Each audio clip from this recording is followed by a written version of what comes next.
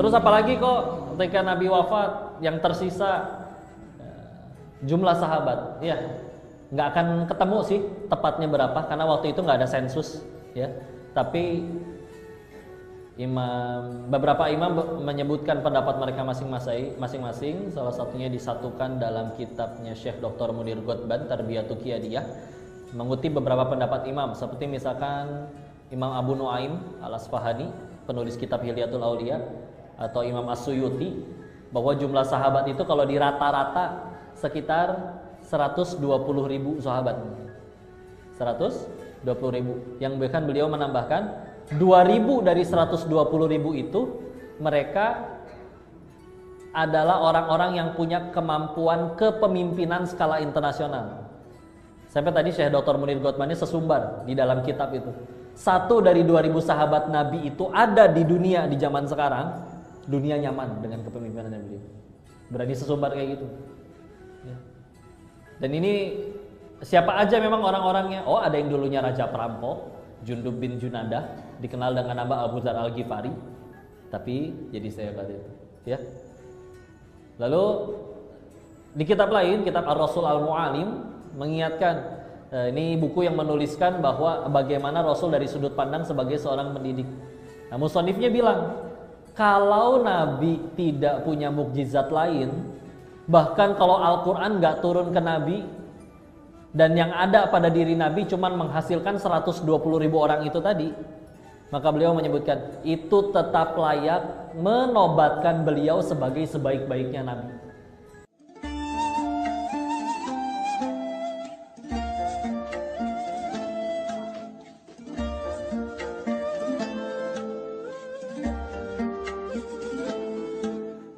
Dibandingkan dengan Nabi manapun, ya.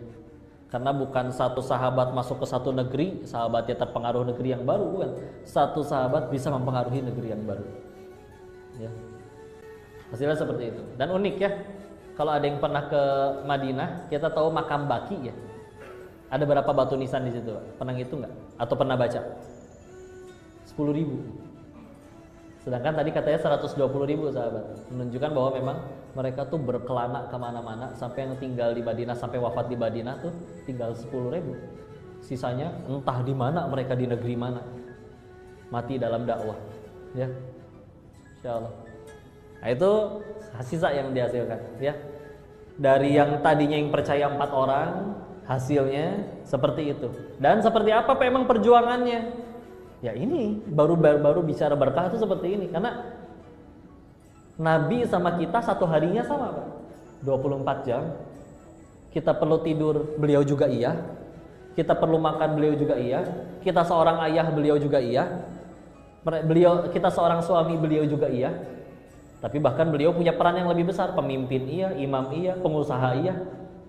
Waktunya sama, sehari 24 jam. Kok cukup dalam waktu 23 tahun menghasilkan seperti tadi, ya. Sebagian dari mereka tuh bahkan ketemu nabinya bentar. Abdullah ibnu Abbas, sepupu Nabi, kenal Nabi, ketemu Nabi umur 8 karena dapat tugas waktu ayahnya beliau, pamannya Nabi berarti Abbas, gak ikut ke Madinah dulu, tapi jadi kayak mata-matanya Nabi di Mekah. Baru nanti di umur Ibnu Abbas lahir dan umur 8 tahun baru nyusul ke Madinah, ketemu Nabi. Dan Ibnu Abbas ketemu Nabi cuman umur 8 sampai umur 12 atau 13-an. Kalau diumurin berarti kelas 2 SD sampai kelas 6 SD. Tapi yang kayak gitu jadi manusia yang paling paham Al-Quran selepas Nabi wafat. Umur 15-nya udah jadi penasehat di kepemimpinannya Umar bin Khattab radhiyallahu anhu. Jadi menteri kalau zaman sekarang. Sedangkan ya itulah ya, gimana caranya. Nah, ini kalau udah kayak gitu udah bicaranya berkah. Karena kadang yang kurang dari kitanya, soalnya kita kadang lebih pentingin nominal, bukan berkahnya.